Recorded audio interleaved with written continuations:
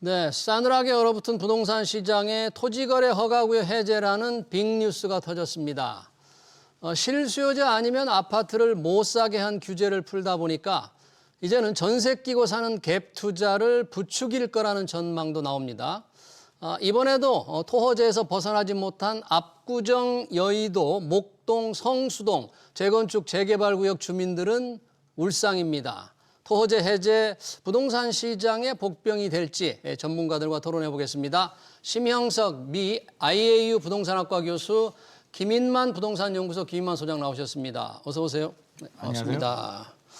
자, 이 부동산 시장에 모처럼 큰 뉴스가 나왔죠. 토지거래 허가구역 해제 예고는 됐는데 딱 터지고 나서 보니까 이게 이제 과연 시장에 어떤 영향을 미칠지 주목됩니다. 우선 토지거래 허가구역 이런 게 어떤 제도인지, 그리고 이 지역이 언제부터 지정됐는지, 심형석 교수님, 이게 무슨 제도였습니까? 이게? 예, 그 땅 투기를 억제하기 위해서 국토교통부 장관이나 시도지사가 이제 거래를 제한하는 걸 할 수 있는 제도입니다. 최대 5년까지 지정이 가능하고요.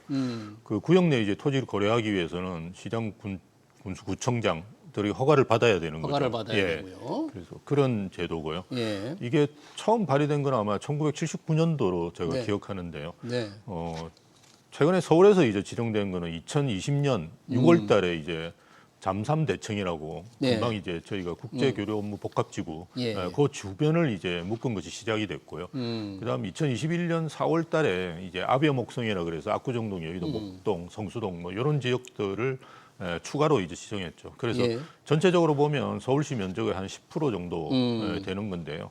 이게 계속 이제 문제가 됐던 건 뭐냐 그러면 예. 이게 대지 지분을 예전에는 이제 60제곱미터로 제가 기억하는데요. 지금은 이제 6제곱미터까지 이게 떨어져 있습니다. 6제곱미터. 그래서 네. 어지간한 이제 주택들은 다 걸리게 되는 거고요. 그리고 2023년도로 기억하는데요. 네. 아마 이제 연립이라든지 그리고 상업용 부분은 다 해제를 했습니다. 예. 근데 지금 아파트만 남아 있는 거예요. 예, 그래서 이거는 뭐 주택거래 허가제가 아닌가 이런 이제 논란들이 많이 있었던 거죠. 네. 근데 토지거래 허가제로 시작을 됐지만 실제는 아파트 거래를 규제하는 아파트 거래 허가 제도로 좀 변질돼서 지금 이어오고 있다. 이번에 이제 해제가 됐는데 전체 중에서 어디가 해제됐고 어디가 해제가 안 된 거예요, 김인만 소장님? 일단 좀 정리가 필요한데 뉴스 헤드라인만 보면 다 풀린 것처럼 이렇게 헤드라인이 나오는데 네. 실질적으로는 이제 2020년에 지정이 된 장삼대청이라고 이제 네. 국제교류 복합지구인데 우리가 소위 이제 마이스 개발이라고 하죠. 잠실 운동장과 코엑스 주변을 개발하는 지구를 이제 규제를 시작을 했는데 예. 장삼대청을 풀어주긴 했는데요. 네. 다 풀어주지도 않았습니다. 전부 풀린 건 아니고 그 지역에? 거기서 또 재건축하는 단지 14곳을 또 빼버렸는데요. 그 중에서 이제 주요 단지들 잠실주공 5단지도 빠져버렸고요. 아시아 선수촌, 잠실 우성, 예. 뭐 이런 음마 아파트도 빠졌고요. 음마. 재건축 대표 아파트들은 다 빼버리고 재건축이 안 되는 아파트들만 남겨두다 보니 예. 재건축 단지 주민들은 이제 굉장히 화가 많이 나 있는 상황. 그래, 이번에. 아니 풀어준다고 했는데 집값도 뭐 그렇게 안정되는 분위기에서 이게 왜 안 풀어주냐 좀 화가 많이 났고. 또 이제 압구정, 여의도, 목동 예. 지역들 또 안 풀어졌습니다. 2021년에 지정돼 이 지역들도 아직은 아닌 것 같아. 좀 더 지켜볼래. 투기 수요가 더 안정되는 걸 확인하고 풀어주겠다라고 해서 안 풀어졌고요. 예. 나머지 신속통합계획 구역들도 있거든요. 신속통합구역고요. 네. 여기도 조합 설립된 6곳만 풀어졌고요. 조합 설립이 되지 않은 곳들은 아직도 풀어주지 않았습니다. 한마디로 재건축 재개발 정비 사업을 하는데 지장이 될 만한 곳들은 풀어주지 않았고요. 그 외에 영향을 주지 않는 곳은 풀어주다 보니 이 구역 내에서도 또 다른 형평성의 문제, 누구는 풀어주고 누구는 왜 안 풀어주느냐라는 불만의 목소리들이 나오는데 예. 교수님께서 설명 예. 주셨듯이 토지거래가 구역으로 지정이 되면 이제 한마디로 실소유자들 잔금하고 6개월 내에 이제 실입주를 해야 되고요. 실입주하고 이제 2년간을 실거주를 해야 되는데 한마디로 전세 끼고 못 사고 못 파는 규제입니다. 그런데 재건축 단지들은 사실 전세 가율이 굉장히 낮거든요. 그러니까 집이 갭 투자가 노후화되니까 쉽지 않을 것 같다. 갭 투자가 원래 쉽지 않다. 않습니다. 재건축 재개발을 누가 갭 투자를 합니까? 30억이라도 전세가 10억도 안 하거든요. 전세가 뭐 5억, 6억 하는 아파트를 25억을 갭 투자한다는 게 사실상 이게 논리적으로 맞지도 않는데도 불구하고 토지거래허가구역을 풀지 않았다는 건 네. 주민들 입장에서는 굉장히 좀 화가 나는 일인 것 같습니다. 네, 그러네요. 이제 장삼 대치라고 해도 단지가 일부 안 풀린 곳이 있다. 그 주민들이 조금 이제 울상이다, 화가 나 있다 그러는데 지금 부동산 시장 뭐 많이 얼어붙었다고 해서 그래서 풀었는지 지금이 좀 이 풀기에 좀 적절한 시점이라고 우리 보십니까, 교수님께서는? 그 부동산 가격 측면에서는 좀 적절하지 않는가 이렇게 생각은 하는데요. 사실은 적절하지 않다. 아니요, 적절하다. 적절하다. 네, 아, 적절하다고 적절하다. 저는 생각을 하는데 일단 좀 뜬금없다는 건 분명히 맞는 것 같아요. 뜬금없다. 그러니까 네. 지금보다 사실은 가격이 더 낮았고 오히려 이제 그 부동산 시장이 더 침체돼 있을 때도 있었거든요. 지금은 오히려 사실은 서울 같은 경우는 그래도 서울 전체적으로 보면 마이너스로 전환하지는 않고 있거든요. 그리고 오히려 지금은 다시 또 올라가는 상황이기 때문에. 근데 어쨌든 뭐 전반적으로 우리가 부동산 시장을 볼 때는 조금 지금은 침체돼 있다라고 보는 그렇게 시기가 맞으니까요. 판단이 되는 거죠. 예, 네. 그래서 뭐 그런 저도 이제 동의하는 부분이 있는데요. 예. 예, 어쨌든 이게 그 중복 규제고요. 우리가 이제 그런 구역을 지정해서 거래를 제한하는 규제는 뭐 투기과열지구라든지 조정대상지역이라든지 이런 게 있습니다 이미. 그래서 그거를 이제 중복해서 적용하는 부분이 있거든요. 그래서 중복 규제라는 게 문제고요. 그리고 앞에서도 설명드렸듯이 이건 토지 투기를 막는 거지. 예. 주택 거래를 막는 게 아닙니다. 네. 근데 이걸 악용한 거예요, 법이. 그리고 지금까지 그 보도자료를 보시면 아시겠지만 재산권을 침해했다라는 이야기를 본인들이 인정을 하고 있거든요. 네, 서울시가 이제. 예. 그 이거는 원래 뭐 우리가 그 이를테면 그 큰 재개발 사업, 뭐 천개발 사업을 할 때 토지에 이제 뭐 투기가 들어올 경우에 이제 잡는 이런 형태의 규제인데 불구하고 이걸 서울 시내에 있는 아파트에다 진행했다는 거는 사실은 문제가 있는 거죠. 예, 그러네요. 이제 서울시도 이게 이제 재산권 침해 이런 것들을 스스로 좀 인정을 했는데 그러면 이제 그럼에도 불구하고 토지거래 허가제를 서울시가 이렇게 유지하는 것은 뭔가 이게 아파트 투기에 대한 걱정, 그래서 투기를 좀 잡겠다는 건데 그러면 그동안 5년 동안 이 장삼 대치, 이 토지거래 허가 구역의 효과, 그 효과는 어떻게 봐야 됩니까? 효과가 있었을까요? 저는 없었다고 없었습니까? 봅니다. 왜냐하면 예. 우리가 이름만 들어도 다 아는 아파트들이냐. 장삼대청, 예. 잠실, 뭐 대치, 청담, 삼성동 누가 들어도 사고 싶은 아파트. 압구정, 여의도, 목동 사고 싶잖아요. 네. 그리고 지난 5년 동안 과연 집값이 떨어졌나요? 다른 지역들은 다 떨어져도 이 지역들은 계속 신고가가 나오던 지역이란 말입니다. 그러면 토지거래 허가 구역을 지금 뭐 4년, 5년 차 이렇게 규제를 했음에도 불구하고 예. 이들 지역들은 집값이 계속 올랐어요. 계속 올랐어요. 올라간 이유를 살펴보게 되면 앞서서 전세 끼고 사지 못하지 내가 실입주를 하면 살 수 있는 규제란 말입니다. 그렇죠. 실입수는 할 수 있으니까. 그럼 내가 돈이 있고 예. 사고 싶은데 구매 욕구가 있고 구매 능력이 있는데 사고 싶어요. 전세 끼고 못 삽니다. 그러면 어떤 선택을 해야 될까요? 내가 살고 있는 집을 예. 전세 주고 그 집에 내가 입주를 하면 되죠. 입주하고 2년을 어떻게든 버티면 그 집 주인이 될 수 있습니다. 네. 집값이 올라갈 것 같은 기대감에 대한민국의 가장 좋은 아파트가 될 것 같은 예. 기대감이 있는데 그 입주 2년 하는 게 그게 큰 문제가 되겠습니까? 그래서 꾸준히 계속 신고가가 나왔던 지역들이고요. 예. 그래서 사유재산 침해 논란이 이제 끊임없이 제기가 되죠. 사유재산 침해임에도 불구하고 토지 규제인데 주택으로는 이제 어거지로 적용을 했습니다. 예. 그럼에도 불구하고 주택 시장이 안정이 된다고 하면 명분이 있는데 주택 시장 안정 효과도 없었어요. 계속 신고가가 나오고 오히려 어떤 얘기가 나왔냐면 예. 좌표 찍어줬다. 이거는 좋은 아파트. 라고 서울시가 좌표를 찍어준 셈이다. 시장에서는 서울시가 좋은 아파트 가이드라인을 줬다. 토지거래가 구역이 지정되면 무조건 좋은 아파트야라는 인식까지도 주게 됩니다. 예. 그게 마지막으로 좀 생뚱맞다는 이제 말씀을 하셨는데 사실은 작년에 풀어주는 게 맞았거든요. 작년이나 재작년, 2023년이 가장 침체였기 때문에 풀어줬어야 되는데 집값이 떨어질 때는 풀어주지 않고 이제 지금 풀어준 이유는 잠삼 대청 같은 경우는 이제 토지거래가 구역의 최대 지정 기간이 5년인데 5년. 올해가 2020년에 지정했으니까 이제 올해가 이제 5년 차 5년이 들어가니까 다가오네요. 풀어줄 때가 되기도 됐고요. 또 하나 이유는 저는 이제 정치적인 이유도 분명히 있다고 생각을 합니다. 어떤 측면으로 보는 거예요? 정치적으로? 만약에 제가 서울시장이라면은요. 네. 풀어줄 때와 풀어주지 않았을 때의 효과를 따질 텐데 풀어주지 않으면 나한테 풀어주지 않았다고 해서 과연 그 정치적 표가 플러스가 될까요? 지역 주민의 불만이 많을 것이다. 아니겠죠. 근데 풀어주게 되면 몇 표가 나오더라도 더 나오지 않겠습니까? 그래서 정치적으로 생각하더라도 저는 반드시 조기 대선을 앞두고 어떤 결단력이 나오지 않았나 싶습니다. 그래서 종합적으로 본다면 진작에 풀어줬어야 되는 게 맞다. 네. 한 발 늦었다는 생각이 한 듭니다. 발 늦었다. 네. 그리고 가격 안정, 투기를 막는 효과가 그다지 실질적 효과가 그렇게 많지 않았다.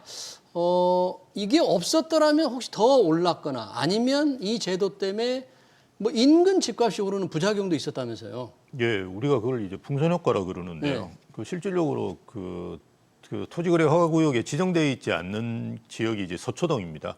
서초동은 제가 알고 있기로 신반포 2차와 아마 진흥 아파트만 지정이 되어 있고요. 예. 나머지 아파트는 지정이 안 돼 있습니다. 그러다 보니까 최근에 이제 가장 그 주목을 받는 데가 반포동이거든요. 반포에. 예, 그래서 잘 아시는 이제 반포의 모 아파트 같은 경우는 그 전용 84제곱미터가 60억까지 거래가 됐거든요. 그때 그랬었죠. 네. 근데 사실은 대치동에 있는 아파트는 30억대 초반대, 중반대 이렇게 거래되니까 거의 2배 차가 납니다. 예. 예, 그래서 오히려 이제 수요를 특정 지역에 집중시키는 효과가 있거든요. 풍선 그래서- 효과를 예, 초래했다. 맞습니다. 그래서 아마 토지거래 허가구역이 해제가 되고 나면 뭐 잠실현대, 대치동 이런 쪽은 일단 일차적으로는 가격이 좀 오를 거예요. 오를 네. 거라고 보는데 그렇지만 그게 이제 정상화되는 과정이고 좀 수요가 분산되는 과정이다라고 이해하시는 게 맞지 않을까 싶습니다. 수요가 분산되고 해제되는 적이 조금 오르더라도 전체적인 수요가 이제 분산된다.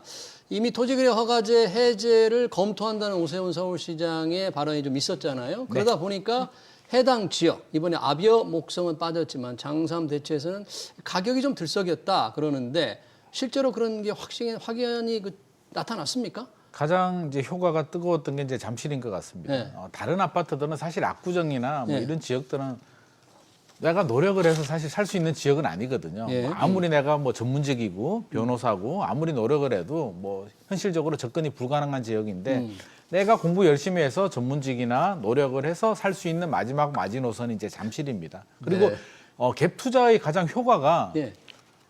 사실 뭐 60억 아파트를 전세가 만약에 뭐 20억이라고 하더라도 40억을 투자한다는 걸 그거 우리가 갭 투자라고 할 수는 없는 거잖아요. 근데 잠실 같은 경우는 최근에는 이제 가격이 많이 올랐습니다만 만약 25억이라면 전세가 12억이면 13억 정도를 투자해서 내 집 마련을 할 수 있기 때문에 그나마 토지거래 허가 구역 중에서 접근 가능한 지역이 잠실이었습니다. 그래서 네. 잠실에 많은 관심을 가졌고 토지거래 허가 구역이 풀리면 갭 투자가 가능하니 효과가 극대화된다라는 기대감 때문에 네. 제가 며칠 전에 이제 잠실 한번 임장을 다녀왔는데요. 현장 어땠어요? 좀 체크를 분위기가? 했는데 응.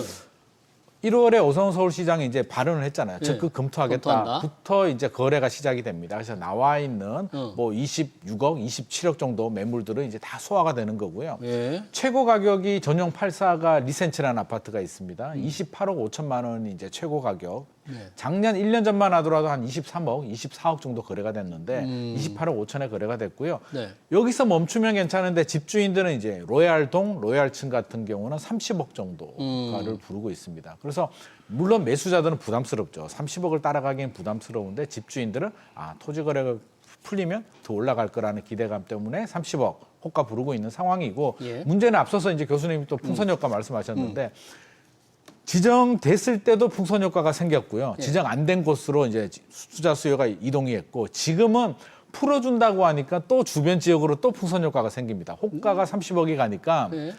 이거 너무 비싼데 예. 옆 동네 파크리오라든지 헬리오시티 차라리 얘가 저렴하지 않아라고 해서 또 다른 풍선 효과가 지금 또 발생을 하고 그래요? 있습니다. 그래서 끊임없는 부작용, 왜곡이 계속 연속이기 때문에 한편에서 본다면 지금은 이제 호가를 올리고 있는데요. 저는 차라리 1월에 적극 검토 발언을 하지 말고 차라리 그때 풀었더라면 네. 일단 기대감은 제거를 했고 호가는 올라가겠으나 지금 이중으로 지금 뭐 부작용이 생기고 있기 때문에 예. 한 발 늦었다. 하지만 지금이라도 이렇게 한발 불확실성, 늦었다. 기대감을 네. 제거해줬다는 측면에서는 긍정적인 면도 있는 것 같습니다. 그러네요. 여러 가지 이제 부작용이 있기 때문에 뭐 가격 안정 효과도 크지 않고 부작용도 크다. 우리 심영석 교수님이 느끼시기에는 토허제 예고하고 지금 풀고 하는 최근의 과정에서 조금 시장의 움직임 중에서 주목할 만한 건 뭘 좀 보셨어요? 그러니까 뭐 앞에서 말씀 나왔지만 어쨌든 그 지금 가장 주목을 받는 데가 어디냐 그러면 저는 이제 잠실하고 대치동이라고 봐요. 잠실과 근데 대치동. 예, 잠실이 이제 더 주목을 받는 이유는 앞에서 말씀하셨던 이제 가격대 자체가 접근하기 뭐 이제 좀 편안한 부분도 있는데요. 대단지입니다. 여기가. 아. 예, 그래서 뭐 5천 세대, 6천 세대 이 정도 되거든요. 뭐 우리가 보통 엘리트라고 이야기하는 이 아파트들은 대부분 5천 세대입니다. 그래서 그 파급 효과가 좀 큰 거죠. 예, 그러다 보니까 최근에 이제 잠실 쪽에서 움직이면 예, 매물을 걷어들이고 호가를 이제 올리고 뭐 이런 상황들이 벌어지는 이유도 이게 대단지에 따른 파급 효과가 분명히 있는 것 같고요. 예. 그게 이제 가격계도 반영이 돼서 최근에 이제 가장 많이 오르고 있는 데가 송파구거든요. 송파. 예, 네. 예, 그런 현상들이 이제 벌어지고 있는 거죠. 네, 그러네요. 그러니까 그러면서 그 지역의 가격이 좀 오르는 가능성이 지금 있고 이미 반영이 되고 있는데 이게 시장을 다시 더 부추기고 들썩이게 한다거나 또는 뭐 우리 똘똘한 한 채를 더 심화시킨다거나 뭐 그런 부작용이 더 커질 것을 걱정하지는 혹시 않습니까? 일단 뭐 똘똘한 한채 현상은 지금 당장 우리가 거스르기는 어려울 것 같고요. 토지거래가 구역이 이제 한몫을 했습니다만 토지거래가 구역이 이제 풀리거나 안 풀리거나 하더라도 양극화는 좀 피하기는 어려울 것 같고요. 양극화는 네. 이제 어쩔 수가 없는 부작용인데 이제 여기서 문제는 집주인이 일단 호가를 올립니다. 네. 매물을 회수합니다. 더 올라가느냐가 중요한데 매수자들 입장에서 본다면 아까 엘리트 아파트, 잠시 엘스 리센츠 아파트가 호가 30억을 따라가기는 사실상 좀 부담스러워하는 것 같습니다. 그래서 30억이면 전세가 한 12억 정도 하거든요. 뭐 많아야 13억 정도인데 네. 17억, 18억을 전세 끼고 갭 투자한다는 게 현실적으로 좀 부담스러운 부분이 있고요. 예. 또 하나 생각해야 되는 게 투자자 측면에서 보면 전세 끼고 갭 투자지만 집주인 입장에서 생각한다면 기존에는 전세가 있는 물건을 팔지를 못했습니다. 공실로 비워둬야 실거주가 가능하기 때문에. 근데 지금은 전세를 끼고 팔 수 있는 환경이 됐기 때문에 저는 매물이 좀 늘어날 거다. 전세를 주고 있는 집주인들이 이제 차익 실현, 매물이 늘어나게 되면 매물이 늘어날 수도 오히려 좀 안정 효과도 나올 수도 있습니다. 그래서 네. 주변 지역에는 이제 부작용들이 좀 생기고는 있는데 저는 이게 정상화로 가는 과정이라고 생각하고요. 예. 기대감을 좀 죽여줬다. 사실 1월에 발표되고 해지 안 했는 한 달 동안 굉장히 기대감, 우리가 기대감에 먹고 살잖아요, 시장. 예. 기대감 때문에 많이 올랐기 때문에 저는 네. 기대감을 제거했다는 측면에서는 이번에 전격 해지가 좀 바람직하다는 생각이 듭니다. 자, 서울시가 이번에 이렇게 토허제를 풀기에 앞서서 이달 초에 예. 강북구, 모아타운 대상지 3곳, 그리고 양천, 광진구 2곳, 구로, 서대문, 서초, 성북, 중랑구까지 12곳은 토호제로 묶었다는데 예. 장삼 대치는 풀면서 여기는 묶은 이유는 뭐예요? 효과도 조금 뭐 이렇게 뭐 장기 효과는 별로 없다는데. 이런 그 토호제는 토호제로 이제 시행된 거는 몇 번 있었습니다. 작년에도. 그게 이제 지목이 이제 도로인 경우 지분 쪼개기가 상당히 성행하는데요. 지분 쪽이. 예, 예. 그래서 그걸 이제 방지하기 위해서 주기적으로 이제 쓰는 걸로 알고 있고요. 이건 지금 이제 잠삼대청의 토호제 이제 해제한 거하고는 사실은 뭐 연관은 있다라고 보기는 힘들고요. 어쨌든 뭐 투기가 벌어지는 곳에서는 정부에서는 뭐 이런 토지거래 허가제를 쓰는 거기 때문에요. 그리고 토지거래 허가제 자체가 투기고 알지구라든지 이런 규제는 우리가 2달 동안 주택가격 상승률이라든지 아니면 뭐 청약 경쟁률이라든지 이런 걸 보고 좀 사후적으로 쓰거든요. 네. 근데 토지거래 허가제는 좀 사전적으로 쓰는 규제입니다. 그래서 아마 그런 형태로 나온 걸로 보여집니다. 예. 그러네요. 그리고 요번에 이제 토허제가 안 된 곳, 풀리지 않은 곳, 앞여, 목성, 압구정, 여의도, 목동, 성수동 재건축 재개발 그 구역은 그러면 어느 정도 거기는 뭐 기약이 없습니까? 어떻게 그 서울시는 할 계획일까요? 일단 서울시는 투기 수요 안정을 확인하고 풀어주겠다라는 발언을 했는데요. 기간을 보게 되면 이제 1년 늦게 지정이 됐거든요. 그래서 아직까지 시간이 1년 정도 남아있기 때문에 예. 지금 괜히 이제 서울시도 좀 걱정을 하긴 할 것 같습니다. 이게 풀어줘야 될 때 돼서 풀어줬는데 시장의 반응이 좀 뜨겁거든요. 그래서 굉장히 부담스러운데 압구정, 여의도, 목동 이게 성수까지 풀어주게 되면 이게 서울 상승 열기가 서울 전체로 걷잡을 수 없이 퍼지기 때문에 네. 일단 일부 재건축도 빼버리고 잠실이나 일부 단지들 투기 수요가 좀 제한적인 일부 단지들 위주로만 좀 했기 때문에 아무래도 출사표는 던지고 정치적인 이유도 있겠습니다만 서울 집값이 올라가는 빈미를 제공해줬다는 비판은 또 받기 싫었던 것 같습니다. 그래서 네. 시간을 좀 벌었고요. 아마 저는 내년 정도 돼서 5년 차가 되면 결국에는 풀어줄 거다. 5년 차가 지나가게 되면 이제 다시 국토부로 공이 넘어가서 국토부가 다시 지정을 해야 되는데 사실 이게 투지거래 허가 구역을 지정한다고 해서 안정 효과도 없는데 국토부가 또 다시 지정한다는 것도 좀 여러 가지 문제가 있기 때문에 네. 저는 한 1년 정도 지켜보다가 내년 이맘때에 풀리지 않을까 예상을 하고 있습니다. 그러네요. 자, 이렇게 토허지에 대한 관심이 많은 게 지금 부동산 시장에 어떤 변수가 될 건지에 관한 영향 때문인데 최근 전반적인 전국 부동산은 좀 주춤하지 않습니까? 좀 싸늘한 기운이 있다 그러는데 이 서울시만 보면 왜 우리 한국부동산원 주간 아파트 시세를 보면 뭔가 상승 좀 폭은 낮지만 상승으로 나오잖아요. 지금 분위기를 어떻게 봐야 될까요? 사실은 그 토지거래 허가제가 풀린다는 이야기 나오기 전부터 사실은 시장에는 조금씩 움직임은 있었습니다. 움직임은 있었는데 그 대부분 이제 주거 선호 지역 중심으로 해서 거래가 좀 는다든지 아니면 찾는 분들이 늘어나는 그런 현상들은 좀 있었는데요. 어쨌든 토지거래 허가제가 좀 아주 큰 이슈를 이제 해서 지금과 같은 상황이 되었다라고 보시는 게 맞는데요. 어쨌든 계속 침체된 상황이지만 어쨌든 하락은 안 한 상태에서 지금 다시 이제 상승률이 커지고 있다고 보면 되는데요. 대표적인 데들이 주거 선호 지역들입니다. 주거 선호 지역. 제가 이제 본 통계는 2월 3일 통계인데요. 아마 오늘 또 통계가 나온 건데 아마 비슷하게 나온 걸로 알고 있습니다. 서초구가 0.13% 정도 올랐거든요. 그 송파구가 0.13% 정도 올랐고요. 뭐 서초구, 용산구, 마포구 뭐 이런 데들이 한 0.5% 정도, 0.6% 정도 올랐습니다. 그래서 우리가 0.13%라는 건 상당히 의미 있는 수치입니다. 왜냐하면 이게 주간 단위이기 때문에 그런데요. 연율로 따지면 한 6, 7% 정도 됩니다. 그러니까 뭐 상승률이 평균적으로 6, 7% 정도 오른다 그러면 뭐 좋은 아파트는 한 20, 30% 올랐다고 보시는 게 맞거든요. 그래서 어느 정도 이제 상승세가 조금씩 강해지고 있다. 송파구라든지 이런 주거선호 지역 중심으로 해서는 좀 움직이는 흐름이 있다. 뭐 이 정도로 이해하시면 될 것 같아요. 네. 지금 말씀하신 대로 이제 주거 선호 지역, 특히 송파구 같은 경우를 중심으로 조금 오름세가 있는 것 같다는데 이게 그러면 토허제의 어떤 선행 효과로만 봐야 되겠습니까? 아니면은 시장에 전반적으로 조금 선호 지역 위주로 거래량이 늘어날 어떤 가능성, 조짐 있는 걸로 봐야 되겠습니까?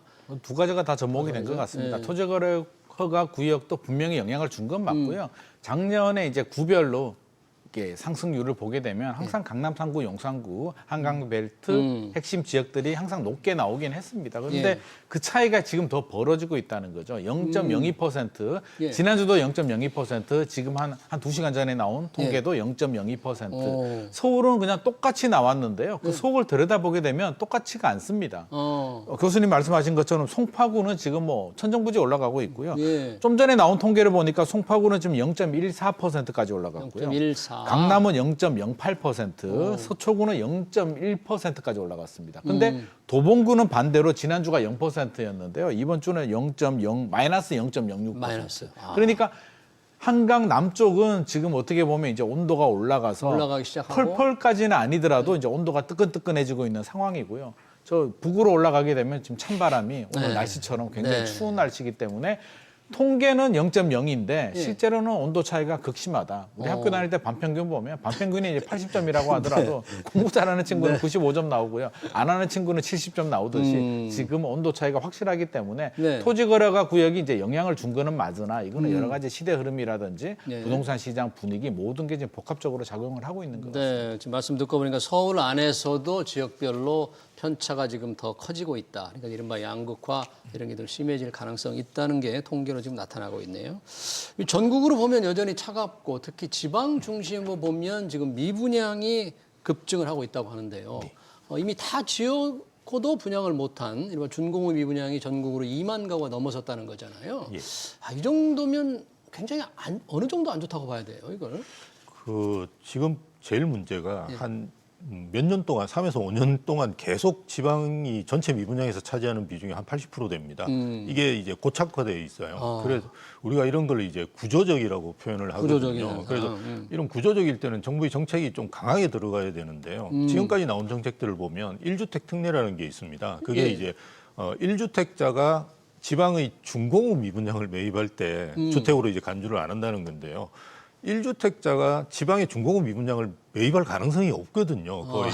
왜냐하면 1주택자가 굉장히 불안한 상황에서 그것도 준공업 미분양이지 않습니까? 그러니까 준공업 미분양 우리가 악성 미분양으로 해서 그 지역 분들도 거들도 안 보고 있는 건데 매입하겠습니까? 그러니까 이런 정책을 써서는 전혀 이게 해결이 안 되고요.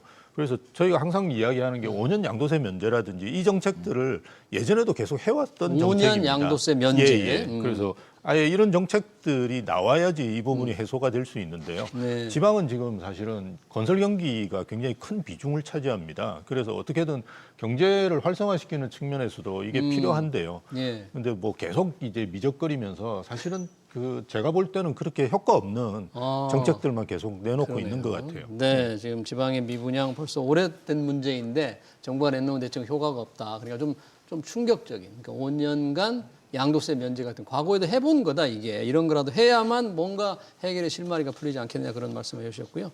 이 부동산 시장에는 이제 금리라든지 이 대출이란 이런 게 중요하잖아요. 네. 이제 지난해는 굉장히 대출 규제가 은행이 심했는데 지금 올 들어서는 전체적으로 은행 문턱은 좀 높지만 뭐 주택 대출은 조금씩 늘어난다 이런 얘기도 있더라고요. 어떻습니까? 작년 4분기보다는 지금이 좀 나은 상황인 것 같습니다. 예. 이제 뭐 전체적으로 다 풀어준 건 아니고요.